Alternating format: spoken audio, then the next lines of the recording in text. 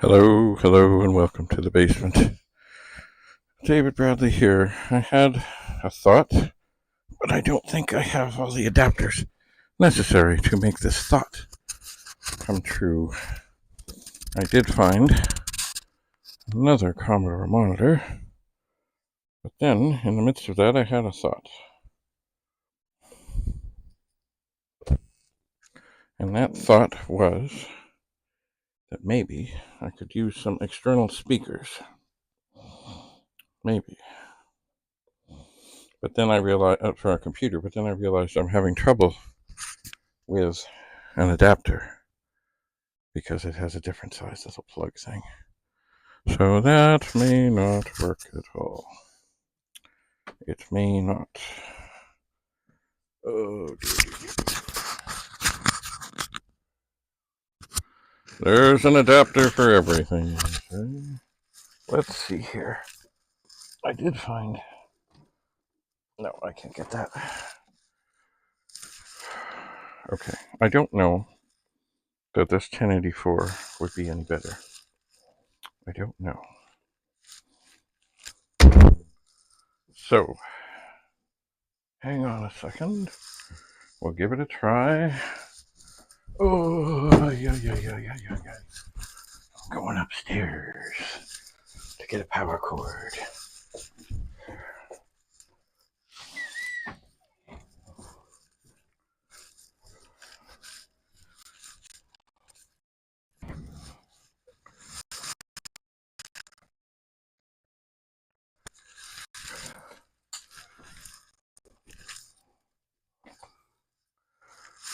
Okay.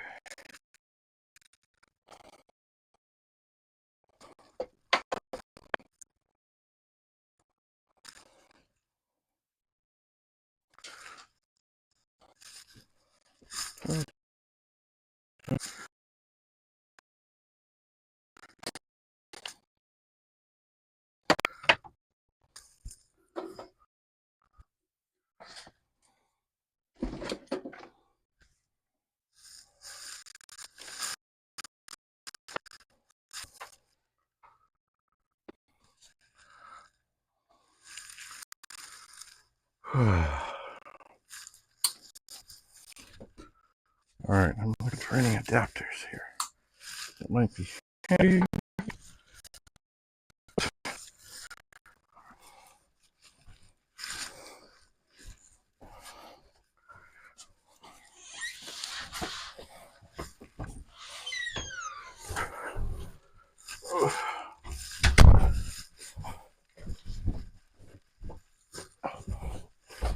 Alright, we're back in the basement.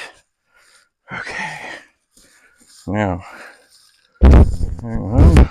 I did find an adapter to go 2 into 1, which for some things may actually be helpful. Alright, let's see here. I'll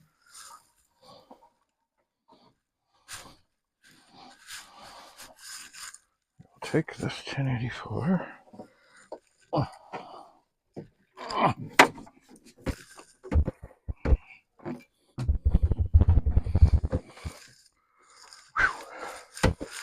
Alright, and plug it in. And press the button, and indeed, it lights up. Now, I don't know if you can see that. That's an adapter that would let me plug these two connectors into one, which, as I say, may or may not be at all helpful in this endeavor. Boy, that's really hard to see. Okay. Audio. Okay, that sounded good. It did. Okay.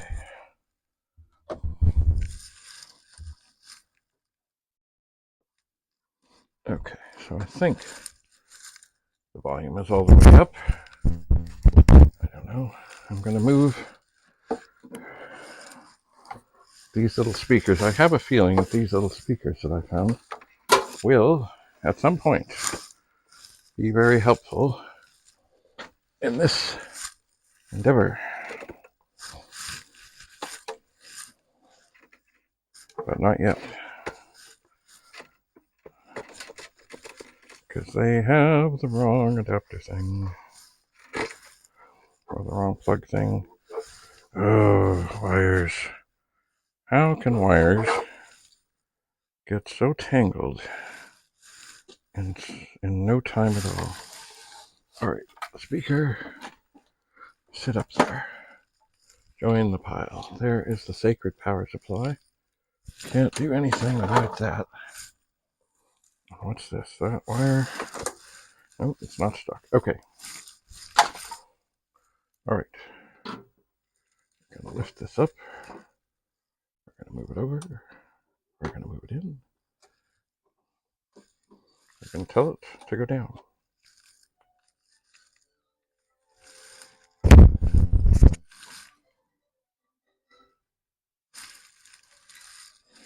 And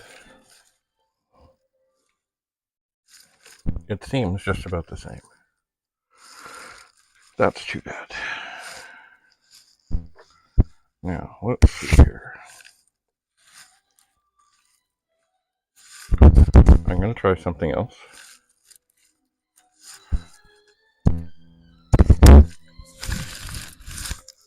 I'm going to see.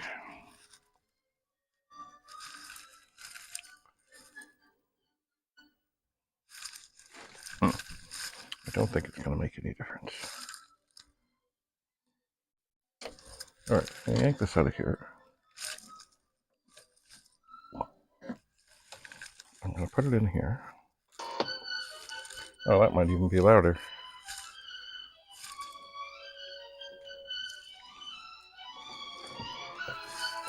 I think it is louder.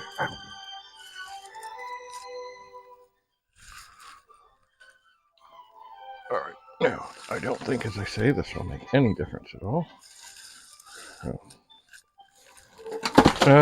Things are falling. Things are falling. No, this will not help.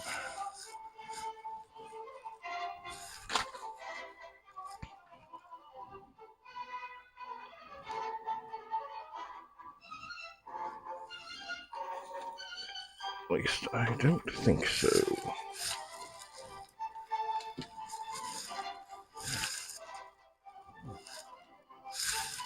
No, see there, that's the wrong cable I need to sort.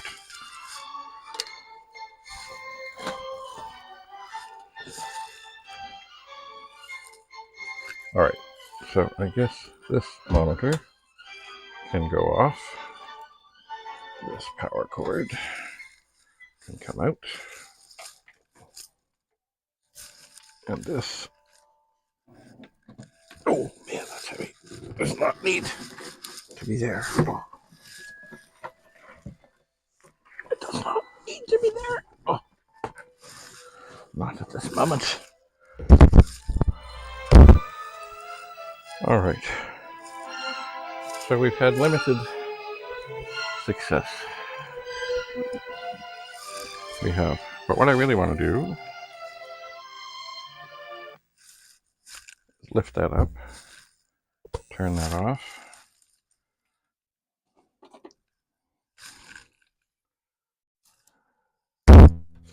Take that record off.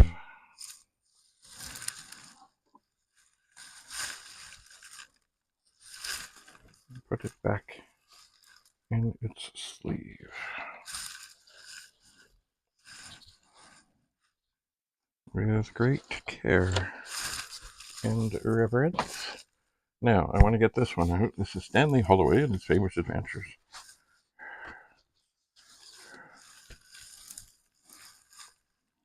Okay. And remember, this is something I think my grandfather used to do.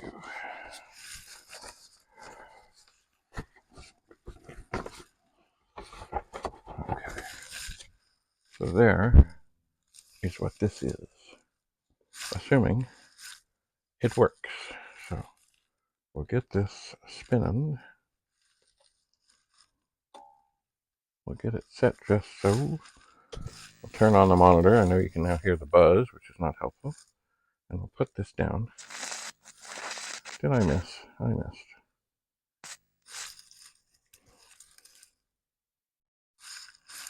All right, let's see what we get. There's a famous seaside place called Blackpool that's noted for fresh air and fun. And Mr. and Mrs. Ramsbottom went there with young Albert, their son.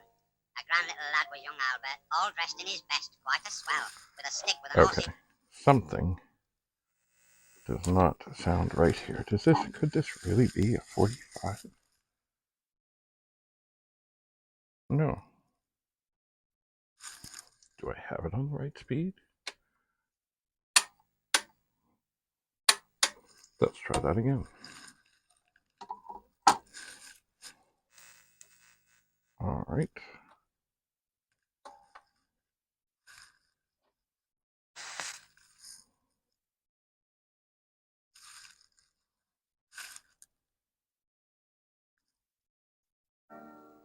There's a famous seaside place called Blackpool that's noted for fresh air and fun. And Mr. and Mrs. Ramsbottom went there with young Albert, their son. A grand little lad was young Albert, all dressed in his best, quite a swell, with a stick with an horse's head handle, the finest that Woolworths could sell. They didn't think much to the ocean, the waves they was fiddling and small, there was no wrecks and nobody drowned. Fact, nothing to laugh at all. So seeking for further amusement, they paid and went into the zoo, where they'd lions and tigers and camels, and old ale and sandwiches too. There were one great big lion called Wallace. His nose was all covered with scars. He lay in a somnolent posture, with the side of his face on the bars. Now Albert had heard about lions, how they was ferocious and wild. To see Wallace lying so peaceful, well, it didn't seem right to the child. So straightway the brave little fella, not showing a morsel of fear, took his stick with his horse's head handle and shoved it in Wallace's ear. You could see that the lion didn't like it, for giving a kind of a roll, he pulled Albert inside the cage with him and swallowed the little lad whole. Then Pa, who had seen the occurrence and didn't know what to do next, said, "Mother, yon lion's it, Albert." And Mother said, I am vexed." Then Mr. and Mrs. Ramsbottom, quite rightly, when all's said and done, complained to the animal keeper that the lion had eaten their son. The keeper was quite nice about it. He said, "What a nasty mishap. Are you sure that it's your boy he's eaten?" Pa said, "Am I sure? There's his cap." The manager had to be sent for. He came and he said, "What's to do?" Pa said, "Yon lion's et Albert, and him in his Sunday clothes too." Then Mother said, "Right's right, young fella. I think it's a shame and a sin for a lion to go and eat Albert, and after we'd paid to come in." The manager wanted no trouble. He took out his purse right away, saying how much to settle the matter. Pa says, "What do you usually pay?" But Mother had turned a bit awkward when she thought where our Albert had gone. She said, "No, someone's got to be summoned." So that was decided upon. Then off they went to the police station in front of the magistrate chap. They told him what happened to Albert and proved it by showing his cap. The magistrate gave his opinion that no one was really to blame, and he said that he hoped the Ramsbottoms would have further sons to their name. At that Mother got proper blazing. "And thank you, sir, kindly," said she. "What, waste all our lives raising children to feed ruddy lions? Not me."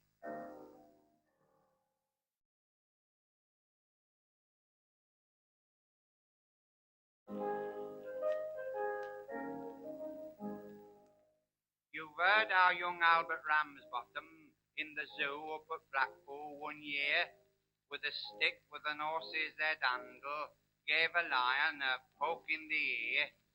The name of the lion was Wallace. The poke in the ear made him wild, and before you could say, "Bob's your uncle," He'd up and he'd swallowed the child. He was sorry the moment he'd done it. With children he'd always been chums, and besides he'd no teeth in his noddle, and he couldn't chew Albert on gums. He could feel the lad moving inside him as he lay on his bed of dried ferns, and it might have been little lad's birthday. He wished him such happy returns. But Albert kept kicking and fighting till Wallace arose feeling bad, and felt it were time that he started to stage a comeback for the lad. So with his head down in a corner, on his front paws he started to walk, and he coughed and he sneezed and he gargled till Albert shot out like a cork. Old Wallace felt better directly, and his figure once more became lean. But the only difference with Albert was his face and his hands were quite clean. Meanwhile, Mr. and Mrs. Ramsbottom had gone home to their tea feeling blue. Ma says, I feel down in the mouth like. Pa says, I bet Albert does too. Said Ma, it just goes for to show you that the future is never revealed. If I thought we was going to lose him, I'd have not had his boots soled and heeled. Let's look on the bright side, said Father. What can't be helped must be endured. Every cloud has a silvery lining, and we did have young Albert insured. A knock at the door came that moment, as Father these kind words did speak. 'Twas the man from Prudential. He called for their twopence per person per week. When Father saw who had been knocking, he laughed, and he kept laughing so that the young man said, What's there to laugh at? Pa says, You'll laugh and all when you know.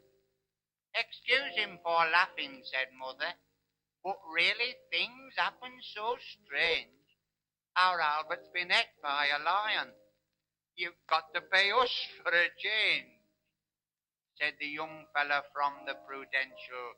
Now, come, let's understand this. You don't mean to say that you've lost him? Ma says, Oh, no, we know where he is. When the young man had heard all the details, a bag from his pocket he drew, and he paid them with interest and bonus the sum of £9 4 and 2. Pa had scarce got his hand on the money when a face at the window they see, and Mother says, look, it's Albert. And Father says, aye, it would be. Young Albert came in all excited and started his story to give, and Pa says, I'll never trust lions again, not as long as I live. The young fella from the Prudential to pick up the money began, and Father says, just a moment, don't be in a hurry, young man. Then giving young Albert a shilling, he said, pop off back to the zoo. Here's your stick with the horse's head handle. Go and see what the tigers can do.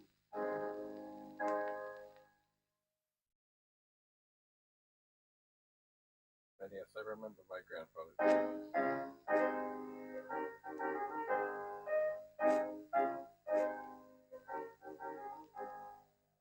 On the banks of the Mersey, over on Cheshire side, lies Runcorn, that's best known to fame. By transporter bridge, as takes folks over its stream, or else brings them back across there. In days afore transporter bridge were put up, a ferry boat lay in the slip, and old Ted the boatman would row folks across at for twopence per person per trip. Now Runcorn lay over on one side of stream, and Widnes on t'other side stood. And as nobody wanted to go either place, well, the trade wasn't any too good. One evening, to Ted's superlative surprise, 3 customers came into view. A Mr. and Mrs. Ramsbottom it were, and Albert, their little son, too. How much for the 3, Mr. Ramsbottom asked, as his hand to his pocket did dip. Ted said same for 3 as it would be for 1, for 2pence per person per trip. You're not charging 2pence for that, little lad, said Mother, her eyes flashing wild. For 2pence per person per trip, answered Ted. Per woman, per man, or per child. 5pence for 3, that's the most that I'll pay, said Father. Don't waste time in talk. For 2pence per person per trip, answered Ted, and them as can't pay has to walk.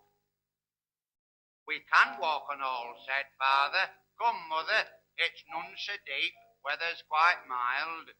So into the water the 3 of them stepped, the father, the mother, the child.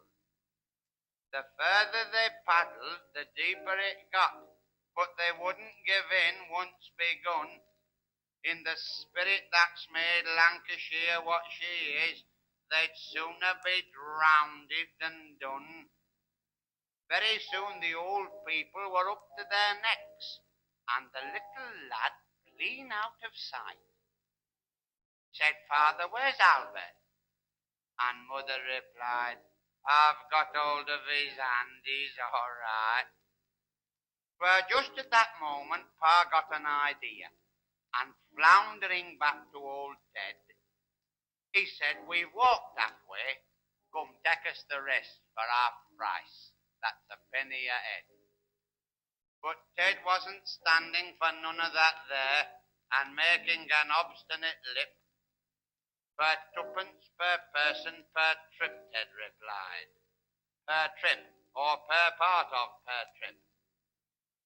All right then, said Father, let me tack the boat, and I'll pick up the others halfway.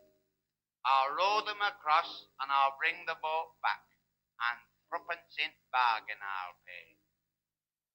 Well, money for nothing, Ted answered, righto. And Father got hold of the sculls. With the sharp end of boat towards middle of stream, he were there in a couple of pulls. He got Mother out. It were rather a job. With the water she weighed half a ton. Then pushing the oar down the side of the boat, started fishing around for his son. When poor little Albert came up to the top, his collar was soggy and limp, and with holding his breath at the bottom so long, his face were as red as a shrimp. Pa took them across, and he brought the boat back, and he said to old Ted on the slip, Wilt row me across by me son? Ted said aye, at for 2pence per person per trip. When they got to the side, Father laughed fit to bust. He'd got best of bargain, you see. He'd worked it all out, and he'd got his own way, and he'd paid nobbut 5pence for 3.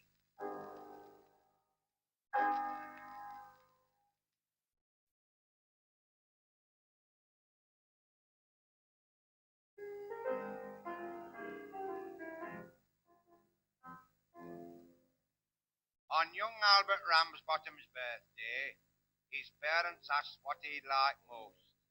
He said to see Tower of London and gaze upon Anne Boleyn's ghost. They thought this request were unusual, and at first to refuse were inclined. Till Pa said a trip to McTrollope's might broaden the little lad's mind. They took Sharrybank up to London, and got there at 4:45. Then, seeing as pubs wasn't open, they went straight away to the Tower. They didn't think much to the building, 'tweren't what they'd been led to suppose, and the bad word Tower didn't impress 'em. They said Blackpool had got one of those. At last Albert found a beef eater, and filled the old chap with alarm. by asking for ghost of Anne Boleyn as carried her head neath her arm.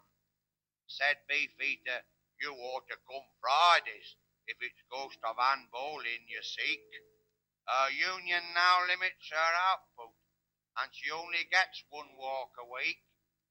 But, he said, if it's ghosts that you're after, there's Lady Jane Grey's to be seen.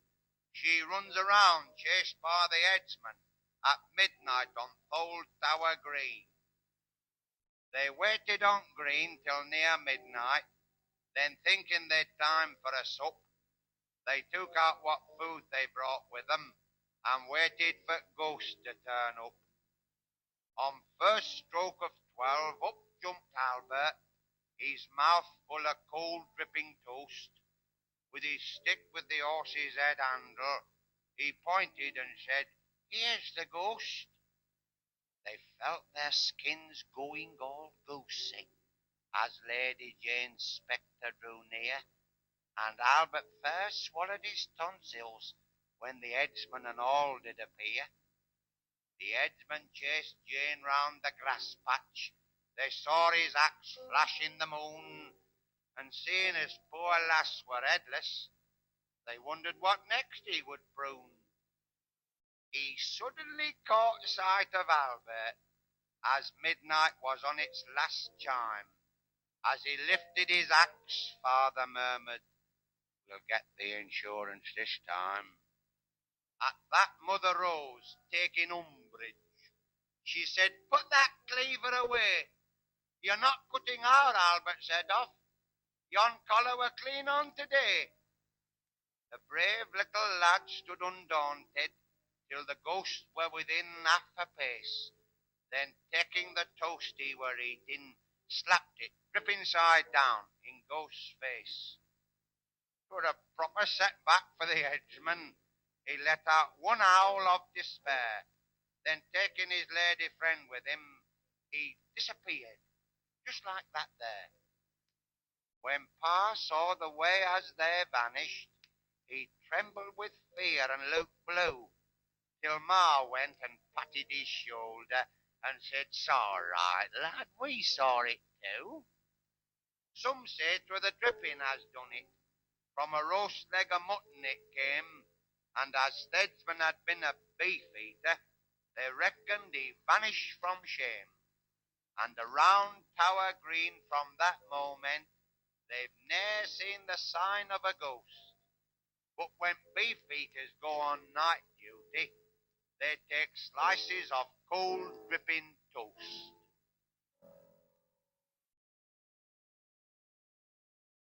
I think there's two more things left.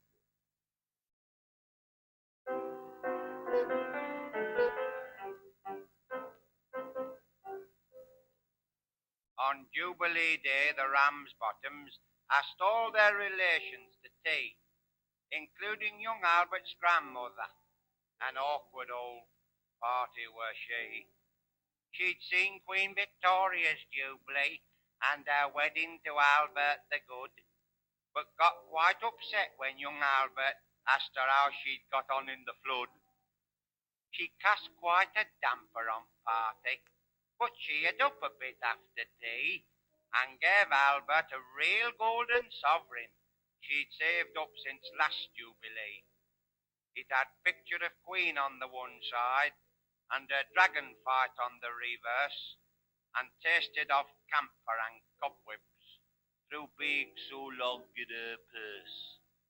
Albert cuddled the coin and he kissed it and felt the rough edge with his tongue, for he knew by the look of his father it wouldn't be his very long. "Shall I get your money box, Albert?" said mother, so coaxing and sweet. But Albert let drop an expression he must have picked up in the street. "I'll show you a trick with that sovereign," said Pa, who were hovering near. Then he took and pretended to eat it, then brought it back out of his ear. This magic filled Albert with wonder, and before you could say Uncle Dick, he'd got the coin back from his father and performed the first part of the trick, When they saw as he'd swallowed his sovereign, with excitement his relatives burned. And each one suggested some process for getting the money returned. Some were for fishing with tweezers, while some were for shaking it out. If they only got back a few shillings, they said it would be better than nought. They tried holding Albert head downwards and giving his back a good plump, till his uncle, who worked for a chemist, said there's naught for it but stomach pump.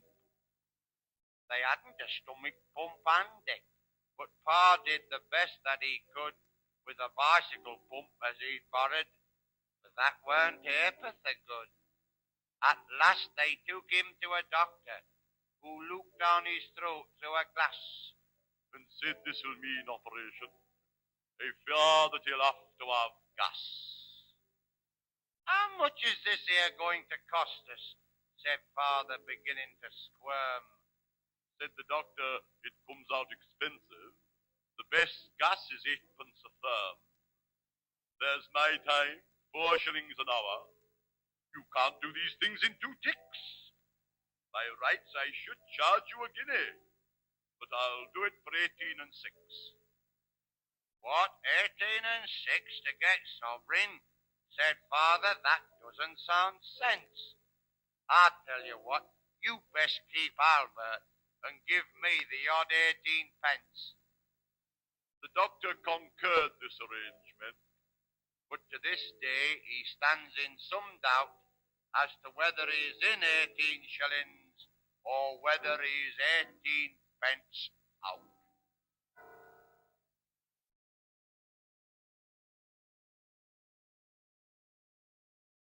One more track.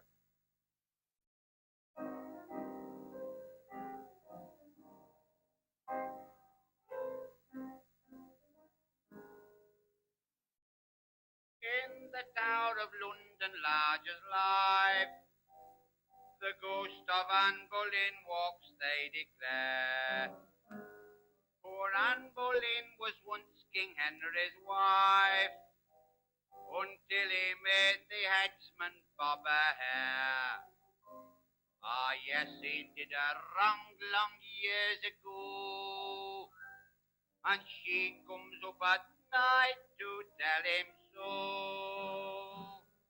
With her head tucked underneath her arm, she walks the bloody tower. With her head tucked underneath her arm at the midnight hour. She comes to haunt King Henry, she means giving him what for. Gadzooks, she's going to tell him off for having spilt her gore. And just in case the headsman wants to give her an encore, she has her head tucked underneath her arm. With her head tucked underneath her arm, she walks the bloody tower. With her head tucked underneath her arm at the midnight hour. Along the drafty corridors for miles and miles she goes. She often catches cold, poor thing. It's cold there when it blows. And it's awfully awkward for the Queen to have to blow her nose with her head tucked underneath her arm.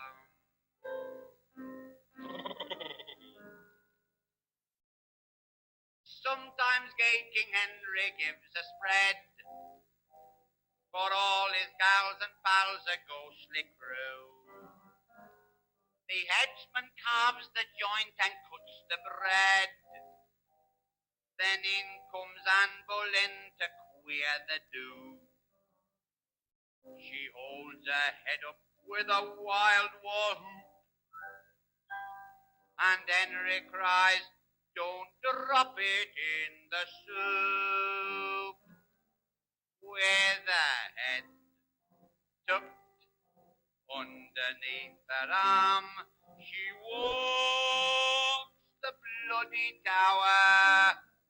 With a head tucked underneath her arm at the midnight hour. The sentries think that it's a football that she carries in, and when they've had a few, they shout, is Arsenal going to win? They think it's Alec James instead of poor old Anne Boleyn, with their head tucked underneath their arm. With a head tucked underneath her arm, she walks the bloody tower. With the head tucked underneath her arm at the midnight hour. One night she caught King Henry, he was in the canteen bar. Said he, are you Jane Seymour, Anne Boleyn, or Catherine Parr? But how the sweet Sandbury Anne do I know who you are? With your head tucked underneath your arm.